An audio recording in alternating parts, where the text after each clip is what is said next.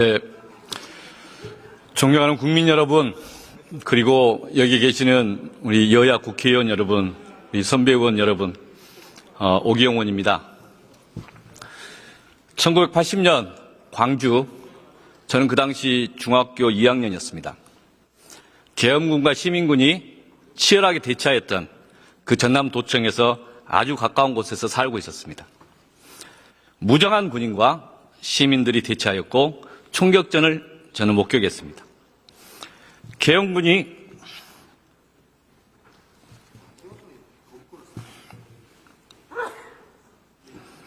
잠시 퇴각한 상황에서 시민들이 상부관의 시체를 거두고 가족과 지인들을 찾아가도록 하였습니다. 저도 중학교 2학년으로 그 시기에 상부관에서 저 화면을 다 직접 목격했습니다. 민주주의는 피를 먹고 자란다. 토마스 제퍼슨의 말인데 제가 대학 다니면서 뒤늦게 저 의미를 이해했습니다. 5.18 민주화운동과 5.18의 기억은 그의 삶의 방향이 됐습니다. 12월 3일 밤에 10시 반쯤에 TV에서 쿠데타 선포하는 것을 봤습니다. 45년 전으로 회귀하는 느낌이었습니다. 경악했고 무조건 국회로 와야 한다고 생각했습니다. 국회 근처에서 국회의원이라고 이야기했지만 경찰은 막았고 저도 담을 넘어왔습니다.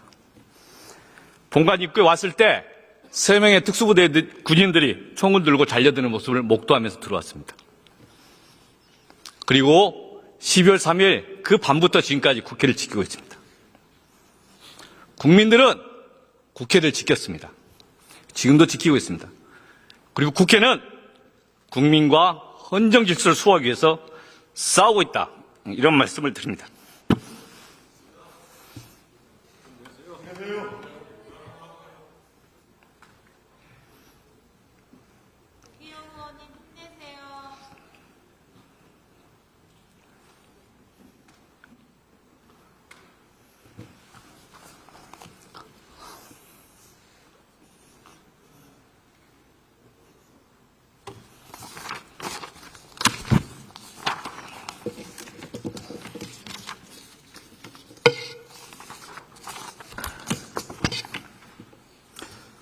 국무위원 여기 계신 모든 분들께 질의하겠습니다.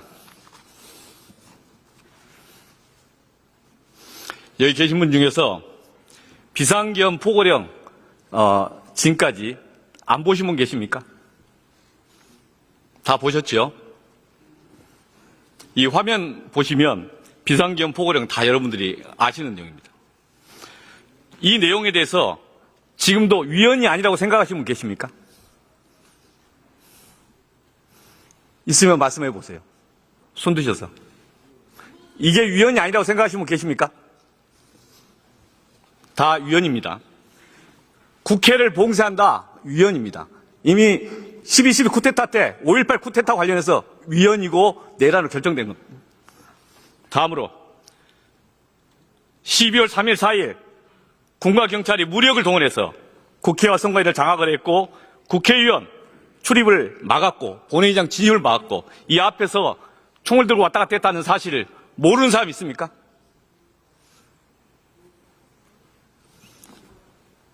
국회에서 본회의를 통해서 계엄 해제를 하려고 했던 그 과정을 군인이 경찰이 막으려 했다. 이걸 계속 보도되겠습니다. 이 사실을 부정하는 분 계십니까? 부정하시는 분 손 드세요. 이 사실을 부정하는 사람 있습니까? 내란죄의 핵심은 두 가지입니다. 하나는 국헌분란의 목적, 헌법기관인 국회의 기능을 마비시키는 것, 불가능하게 하는 것, 이게 국헌분란의 목적입니다. 두 번째는 불법적으로 군과 경찰을 동원해서 위화감을 조성하는 겁니다. 두 가지가 다 발생했습니다. 그래서 12월 3일, 4일 이루어졌던 것은 내란행위다 라고 이야기하는데 내란행위 아니라고 생각하는 사람 있습니까? 총리님, 국무위원님, 여기 계신 차관들께서 아니라고 생각하시면 손 들어보세요. 정말 아니라고 손 들어 오셔야 됩니다. 화면 한번 보시겠습니다. 대한변협에서 그 앞에 대한변협에서 일찍 이야기했습니다. 말도 안 되는 헌법 파괴행위다. 형사법학자 다 이야기했습니다. 내란죄 넉넉히 인정될 수 있다.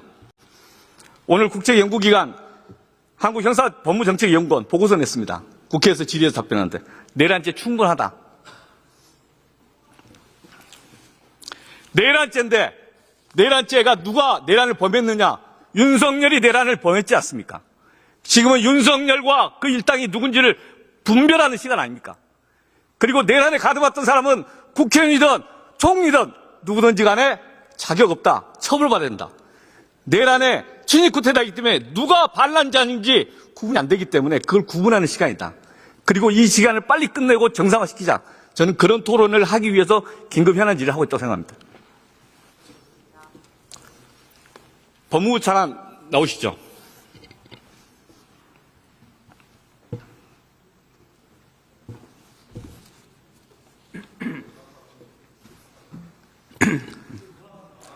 내란행위 종료됐습니까?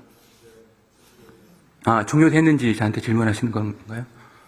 이름은 내란 행위로 지금 그 수사 대상이 되고 있는 사태 자체는 종료되었다고 판단할 수 있습니다. 지금 윤석열이 군통수권을 행사할 수 있는데 내란이 종료된 겁니까? 내란 종료 여부에 대해서 저한테 질문하셔서 제가 봤을 때는 내란이라고 제가 지칭되고 있는 그런 사태 자체는 종료됐다고 저는 판단하고 있습니다. 이 지점에서 투자자들이 보고 있고 어제 그 논의를 해봤습니다. 이게 내란행위가 아직도 윤석열이 탄핵되기 전까지는 그 군 통수권 행사 가능성이기 때문에 내란행위가 종료되지 않았다. 이렇게 저는 국민들과 함께 주장하는 겁니다. 이 지점에 대해서 계속 논쟁할 겁니다. 내란행위가 종료되지 않았으면 내란행위에 가담한 자, 내란행위자를 도와주는 자, 다 내란행위 같이 책임져야 됩니다. 그래서 묻습니다. 다음으로 12월 3일 과천 종합청사에서 그때 회의 참여해서 간부회의 있을 때 어떤 조치를 했습니까? 네, 12월 30일 날 밤 11시 반부터 12시 정도 30분 동안 회의는 진행됐습니다. 장관 주재로. 당시에서는 이제 참석자들이 같은 시간에 도착한 건 아니었습니다. 저는 좀 늦게 도착해서 회의 종료 직전에 도착을 해서 한 5분 정도 동안 같이 참석을 했었는데 당시에서는 참석을 한 상태에서 비로소 이제 포고문 자체를 그때 봤습니다. 각자 휴대폰으로. 그런 상황이고.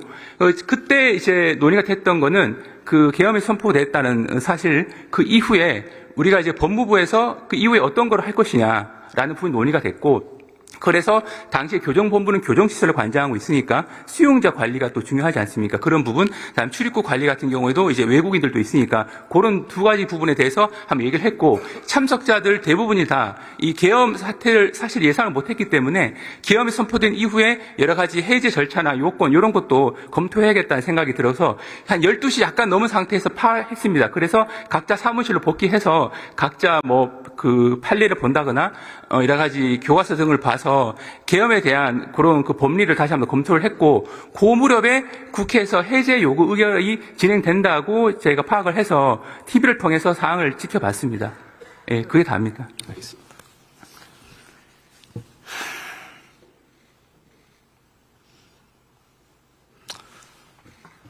윤석열 체포로 가는데 경호처에서 막으면 그런 경우에 어떻게 할 수 있습니까? 결과적으로 이제 법원이 발부한 적법한 영장 집행을 위력으로서 방해할 경우에는 현행법상 범죄가 성립할 수는 있습니다. 근데 이거는 구체적인 사정을 살펴봐야 되는 거긴 한데 일반적으로 말씀드리면 그 부분에 대해서는 잘못된 것이죠. 예, 들어가시죠.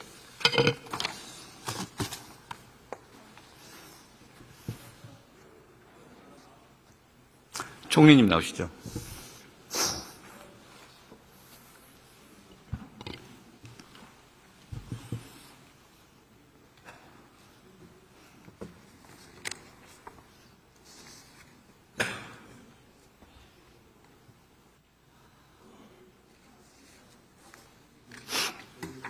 내란 행위에 대해서 국무총리 한덕수는 방조했다, 수수방관했다 이런 비판에 어떻게 답하시겠습니까? 저는 그렇지 않습니다. 그런 계엄의 선포를 막기 위해서 최선을 다했다 그렇게 생각합니다. 내란 행위는 맞습니까? 네, 그러한 문제는 앞으로 수사 과정에서 밝혀질 그러한 내란행위 일이라고 생각합니다. 관련돼서 피의자여서 답을 못하겠다 이런 말씀이시죠? 네. 피의자니까 답을 못하겠다 이런 말씀이신 거죠? 뭐 그런 이유보다는 예, 들어가시죠. 더 이상 안 묻겠습니다. 수사 과정 쪽에서 밝혀져야 되지 않냐. 그렇게 예, 생각합니다. 들어가시죠. 예.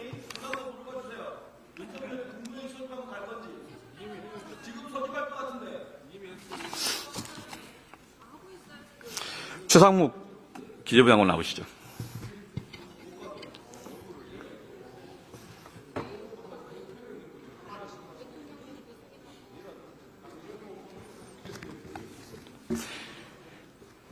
대통령 앞에서 사의를 직접 표명하신 적 있습니까?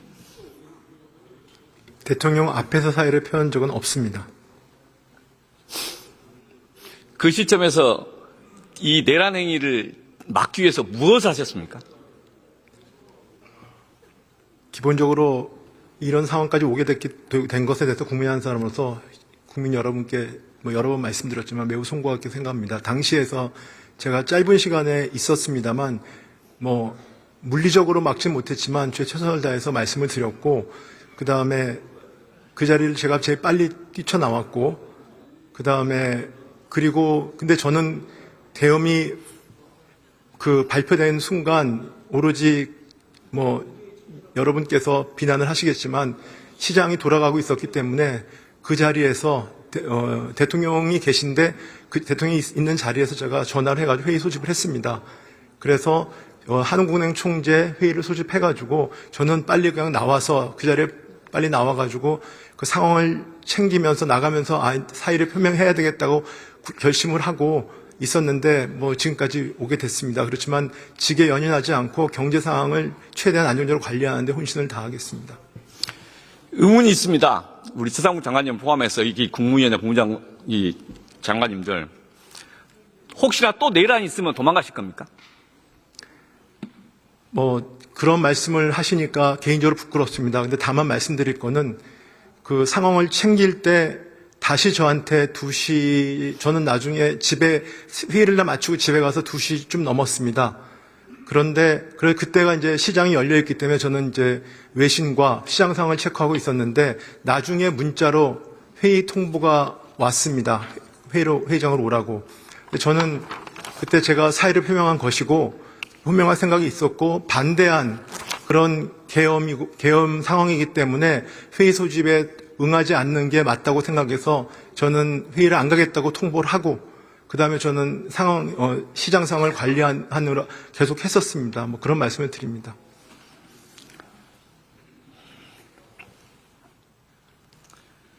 제가 국회의원이 아니고 일개 국민으로서 정말 믿음이 가는 국문이 없습니다. 그래서 정말 답답합니다. 들어가시죠. 네. 화면을 한번 보시죠. 여기 제도 답할 분이 누가 있을까 싶어 방금 그 화면 보여주시죠. 유혁 법무부 감찰관 밤에 10시 40분에 화면을 보고 단톡방 보고 그리고 법무부를 달려갔답니다. 가면서 포고령이 위헌이다 판단해서 바로 안 되겠다 생각했답니다. 아까 오셨던 차관이랑 같이 엘리베이터 타고 올라갔다가 바로 이거 안 됩니다. 사표 내고 나와서 그 사표서 그때 쓴 겁니다. 공 몇 분에 나와줬습니다. 위법입니다. 방첩사, 법무부 장교들. 부당한 시 따를 수 없습니다. 그 다음에 또 나오는 이런 표현이 있습니다. 우리가 쓰레기입니까? 불법적 명령을 수행할 정도로. 여기 있는 국무원들은 뭡니까? 그걸 묻고 싶습니다. 총칼이 난무하는데 이런 상황의 계엄령에 대해서 이 내란 행위에 대해서 여러분들 뭐 했습니까? 묻고 싶습니다. 또 발생하면 또 방관할 겁니까? 묻고 싶습니다. 밖에 있는 많은 사람들이 수십만 명이 묻는 겁니다. 여기 계신 총리와 장관들에게. 당신들은 뭡니까?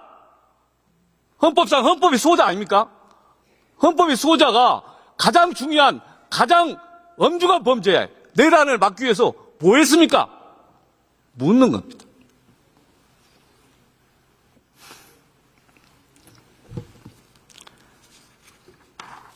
다음 화면 보여주시죠.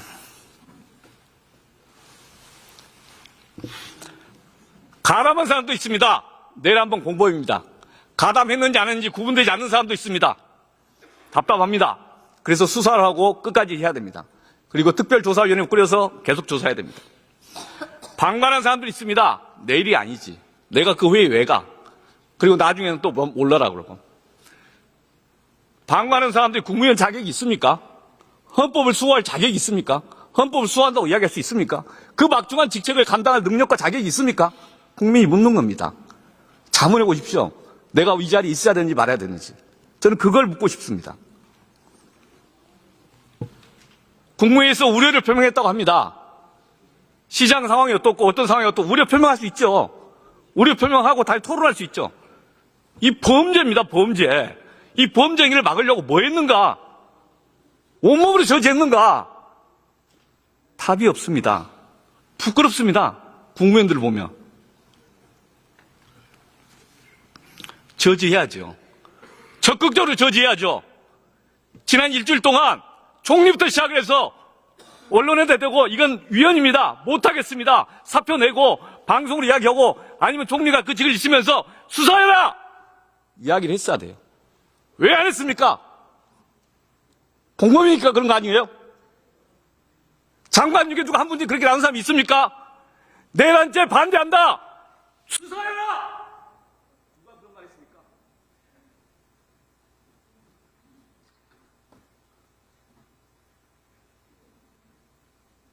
시간이 다 돼서 여기서 한마디만 멈추겠습니다.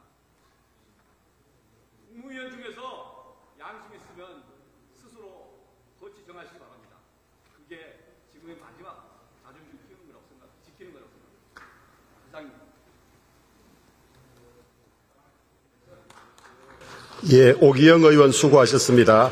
다음은 더불어민주당 비례대표 임미애 의원 나오셔서 질문해 주시기 바랍니다.